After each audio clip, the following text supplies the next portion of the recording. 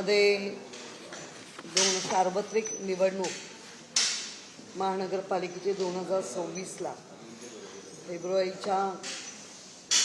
जानेवारी-फेब्रुवारी सगळे नगरसेवक जे निवडून आले ते नवनिर्वाचित नगरसेवक आणि जे आम्ही अनेक टर्मचे नगरसेवक सगळ्या पक्षाचे निवडून आले।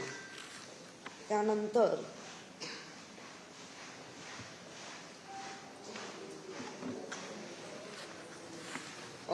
आम्हाला महानगरपालिका उपसचिव म्हणजेच MS डिपार्टमेंट त्यांच्याकडनं एक पत्र आलं आहे आणि त्या पत्रामध्ये आम्हाला सगळ्यांना कळवण्यात आले की आपले सेवकांचे मानधन जे अधिदान असतं ते NFT आणि RTGSच्या माध्यमातून करण्यात येणार आहे आणि ते SAP प्रणालीमध्ये गेल्या वेळच्या पण SAP प्रणाली जशी निर्माण झाली तेव्हापासून SAP प्रणालीमधनं आम्हाला ते मानधन भत्ते सगळ्यांना देण्यात येतात। त्यामध्ये आमच्याकडे आपले म्हणजे आमच्या बँकेचाही रद्द झालेला धनादेश, नंतर पॅन कार्डची स्वतःची सही सेल्फ अटेस्टेड प्रत, आधार कार्ड सेल्फ अटेस्टेड करून, दूरध्वनी क्रमांक आणि नगरसेवक म्हणून निवडून आलेल्याचा दाखला इथपर्यंत हे द्यायलाच लागतात आणि ते आम्हाला मान्य आहे। परंतु त्याच्यामध्ये त्यांनी जे सांगितलंय की वेंडर मास्टर निर्माण अद्ययावत करण्यासाठी मानधन भत्त्यांना विनाविलंब जमा करण्यासाठी आपण महापालिकेची जी पोर्टल .mcgm.government.in ही जी संकेतस्थळ आहे त्याच्यावरती व्यवसाय निविदा ह्यामध्ये लक्षात घ्या, व्यवसाय निविदा यामध्ये वेंडर रजिस्ट्रेशन फॉर्म सोबत नमुना जोडीत आहे आणि तो भरून देण्यात यावा, अपलोड करा आणि त्यांनी कळवलंय 24 फेब्रुवारी 2026ला आस्थापना विभागामध्ये तो कळवण्यात यावा। मुळामध्ये ज्या वेळेला आम्ही नगरसेवक फॉर्म भरतो त्या फॉर्ममध्ये सगळ्यांना एक माहिती द्यायची असते की आम्ही स्वतः कुठल्याही पद्धतीत वेंडर नाही, कुठलेच। खाजगी क्षेत्रात कोण वेंडर असतील तर ते चालतं, परंतु महानगरपालिका, राज्य सरकार, केंद्र, अगदी नगरपालिका किंवा ग्रामपंचायतीपर्यंत कुठलंच काम आमच्या त्या वेंडर नंबरवर लोकप्रतिनिधींनी घेता कामा नये आणि देता कामा नये, ते असता कामा नये, हा नियम आहे। आणि जर आम्हाला पगार नाही देत आहे, आम्ही ट्रस्टी आहोत महानगरपालिकेचे, ज्यांना तुम्ही पगार देताय ते पगार घेणारे त्यांचं हे करणं म्हणजे त्यांना रजिस्ट्रेशन वेंडर रजिस्टर असेल की नाही ते आम्हाला माहिती नाही किंवा ते कसे देतात, पण SAP प्रणालीमधनं सगळ्यांचा पेमेंट जातो। आमचा पगार नाही, आमचा मानधन आहे। आणि जर आम्ही तेव्हा लिहून दिलंय की आम्ही कुठलाही वेंडर नाही तर आम्ही इथे वेंडर का व्हायचे? आम्ही काय व्यावसायिक आहोत का? अजिबात नाही। आणि त्यामुळे वेंडर करण्याचा प्रश्नच उद्भवत नाही।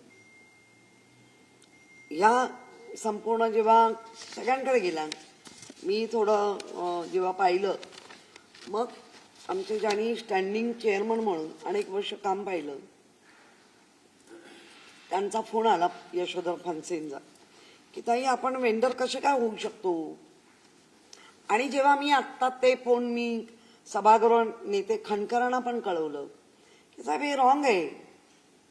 आता त्यांनी सांगितलं की मी बोलवतोय CA फायनान्स, डेप्युटी CA, हे कोणी केलं? मला असं वाटतं याचा आम्ही कडाडून विरोध करणार, कारण मुळात आम्ही वेंडरच नाही। महानगरपालिकेचा मानधन मिळत आहे, तर आम्ही वेंडरचा फॉर्म का भरायचा?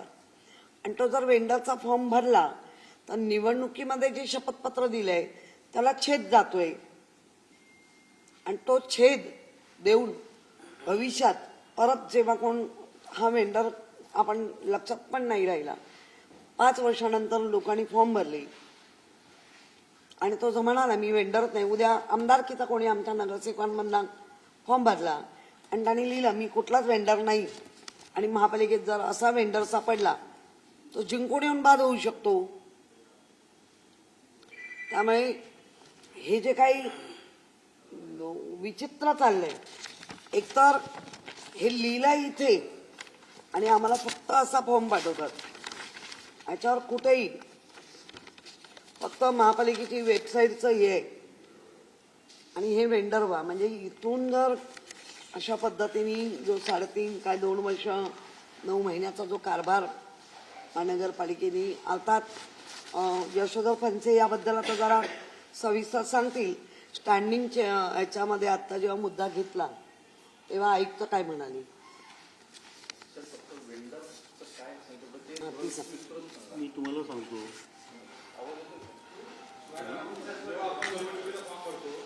यांना पहिलं बघते.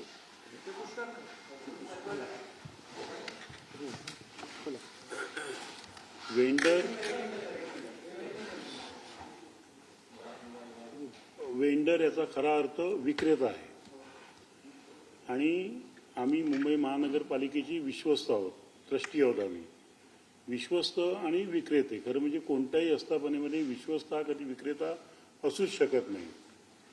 या बाबतीत मी काही लिगल सुद्धा ओपिनियन घेतले. त्यांनी मला हे सांगितलं की दोन्ही म्हणजे विक्रेता आणि वेंडर हे एकत्र असू म्हणजे विक्रेता आणि ट्रस्टी हे एकत्र असू शकत नाहीत. आणि हे जे काय चाललंय की आम्हाला वेंडर बनवायचं, खरं म्हणजे ही सॅप प्रणाली ज्यावेळेला 2005ला श्रीकांत सिंग साहेब असताना आणली त्यावेळेला आशिष शेलारजींनी कडाडून त्याला विरोध केला होता. म्हणजे अक्षरशः एएमसीनं त्यावेळेला म्हणजे डोळ्यात त्यांच्या पाणी आलं होतं, एवढा त्यांना विरोध झाला होता की सॅप प्रणालीला आम्हाला विरोध आहे. आणि ही सॅप प्रणाली दाखवून आम्हाला सांगतात की सॅप प्रणालीमध्ये जर आपल्याला भत्ते घ्यायचे असतील किंवा मानधन घ्यायचं असेल तर तुम्हाला वेंडर रजिस्टर करायचं आहे. म्हणजे ज्या वेळेला आशिष शेलार सांगत होते की हा सॅप प्रणाली पुढे आपल्याला त्रासदायक होणार आहे, ते आज आता आपल्याला दिसतंय. त्यांच्याच पक्षाच्या लोकांना आता कळेल की सॅप प्रणाली काय आहे, आपण त्याच्यामार्फत आपण पुढे जातो. आज किशोरीताईंना मी काल सांगितल्यानंतर काल त्यांनी लगेच पत्र दिलं, आयुक्तांना पत्र दिलं. मी स्वतः MSC बोललो, MSC सुद्धा आता मीटिंग बोलवली, त्यांनाही पटलंय. ज्या वेळेला आज आमचे सभागृह नेते खंडकर यांनी अनौपचारिक बोलताना स्टँडिंग कमिटीच्या इलेक्शनला त्यांनी हा मुद्दा काढला, त्यावेळेला त्यांनी त्याच्यात थोडी साधक बाधक चर्चा झाली. आम्ही त्यावेळेला बोललो, त्यावेळेला तिथे बसलेले AMC होते, त्यांनी सुद्धा आश्चर्य व्यक्त केलं की कसं होऊ शकतं करून. म्हणजे ह्या वेंडर रजिस्टरचं कोणाच्या डोक्यात नाही निघालंय हे आपल्याला कळत नाही. आणि उगीच सॅप प्रणालीचं सांगतात. मी स्वतः 2002 पासून नगरसेवक मध्ये नव्हतो, पण होतो. आमचा पगार व्यवस्थित म्हणजे पगार नाही सॉरी मानधन आमचं व्यवस्थित येत होतं. कधी आम्हालाही असं वेंडर रजिस्टर वगैरे करायला गरज पडली नाही. आता वेंडर रजिस्ट्रेशन जर केलं समजा एखाद्या ट्रस्टीने, उद्या एखादी निवडणूक कोणी कुठची निवडणूक जर लढवत असेल तर त्याला पहिलं द्यावं लागेल की मी वेंडर नाही आहे, पण त्यांनी वेंडर आहे, त्यांनी मानधन घेतलंय, गेल्या अनेक वर्षाचा रेकॉर्ड दिसेल. मग त्यावेळेला त्याला अडचण येऊ शकते किंवा त्याला अडचणी आणू शकतात. तरी आमचा सर्वांचा म्हणजे ताईंनी जे सांगितलं तसंच आहे की सर्व नगरसेवक आमच्या पक्षाचे याला कडाडून विरोध करतील. एक वेळ आम्हाला मानधन नाही मिळालं तरी चालेल, परंतु आम्ही वेंडर रजिस्ट्रेशन करणार नाही. हे दिसतंच आहे ना. आम्ही तेच तुम्हाला सांगतोय की सॅप प्रणालीच्या आम्हाला दाखवून सॅप प्रणालीची भीती दाखवून की तुम्हाला मानधन मिळणार नाही आणि त्यामुळे तुम्ही वेंडर रजिस्ट्रेशन करा, ही जी काही पद्धत आहे. कारण मी स्वतः MSC बोललो, त्यांनाही आश्चर्य वाटलं की त्यांनीही म्हणाले की नाही मी मीटिंग बोलवते, CA फायनान्सला बोलवते, CA म्हणजे जे कोण आहेत त्यांना बोलवते आणि त्यांच्याशी मी बोलते, त्याही आता बोलतात मला वाटतं त्यांच्याशी. म्हणजे हे जे काही सुरू झालेलं आहे हे म्हणजे मनमानी आहे. कुठेतरी आम्हा सगळ्यांना अडचणी आमचा कमीपणा दाखवण्याचा, म्हणजे आम्ही जे विश्वस्त आहोत वर्षानुवर्ष 1888 ऍक्ट प्रमाणे आम्ही विश्वस्त आहोत. आणि त्यावेळेला आम्हाला ती खाली तुम्ही करतात, आम्हाला विक्रेते बनवतात. तर आता जर विक्रेते असेल तर सगळ्यांचा पगार तर निघत असेल, कामगारांचा निघत असेल, आयुक्तांचा निघत असेल, तर सगळे काही वेंडर झाले का त्याची माहिती आम्हाला द्यावी. त्यामुळे आम्ही ह्या वेंडर रजिस्ट्रेशन करणार नाही. वेंडर रजिस्ट्रेशन आम्ही विरोध करणार. आणि 24 तारीख दिली बोलले ना, 24 तारीख दिली ना. त्यांनी फॉर्म रजिस्ट्रेशन करायला सांगितलं आम्हाला.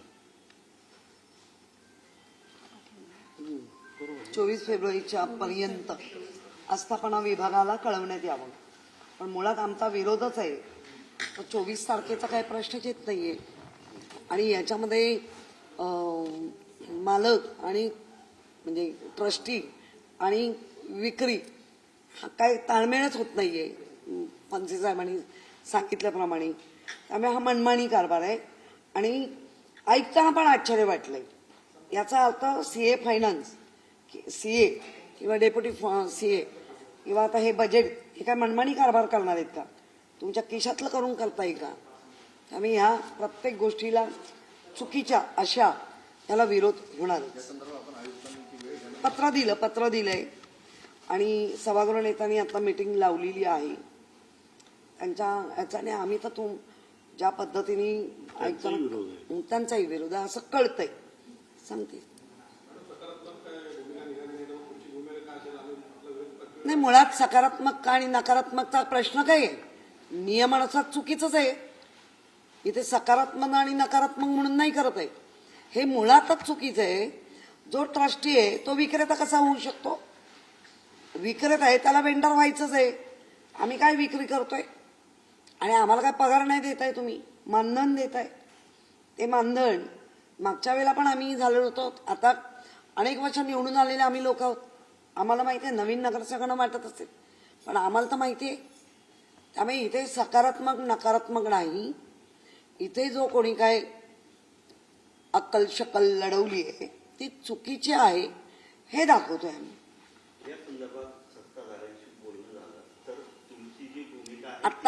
आता सभागृह नेत्यांनी मीटिंग लावलेली आहे.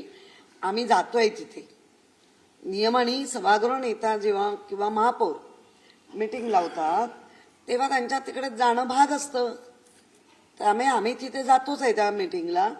तिथे आमची भूमिका आम्ही मांडू आणि मांडणारच. पण तुमच्या माध्यमातून मुंबईकरांना कळलं पाहिजे की जे प्रशासनाने 9 महिने 2 वर्ष 9 महिने जो काय कारभार केला त्याचं हे पहिलं चुकीचं प्रतीक आहे. ह्याच्या पुढे अजून किती काय काय चुकीचं केलंय त्याची श्वेतपत्रिका आम्ही मागितली आहे. आपल्या माध्यमातून पत्रही दिलंय. ज्या प्रकारे आशिष शेलार यांनी 2005 साली विरोध केला होता सॅप प्रणालीला, पण रेकॉर्ड आहे. ती सॅप प्रणाली आता लागू झाली आहे. आम्ही तेच म्हणतोय, ती प्रणालीला तुमचा कडाडून विरोध होता आणि ते पटलावर आहे. म्हणजे असं आम्ही म्हणतो म्हणून नाही, सभागृहाच्या मिनिटवर आहे, सभागृहाच्या पटलावर आहे. त्यामुळे खरं आणि खोट्याचा काही प्रश्न येत नाही.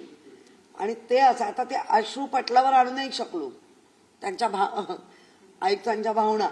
पण त्यावेळेचं जर शूटिंग असतं तरी आपण आज पाहिलं असतं.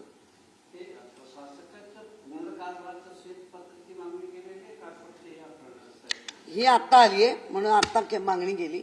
श्वेतपत्रिकेचं ऑलरेडी पत्र गेलंय की ती ही 2007 जुलै 2022 ते आम्ही निवडून आल्यानंतर जो कारभार घेतला सगळ्यांनी त्या दिवसापर्यंतचं सांगण्यात यावं. कारण मग इम्प्रूव्हमेंटमध्ये आमच्या माहितीत अनेक काय काय गोष्टी आहेत त्या वेळेला आम्ही तुम्हाला सांगू.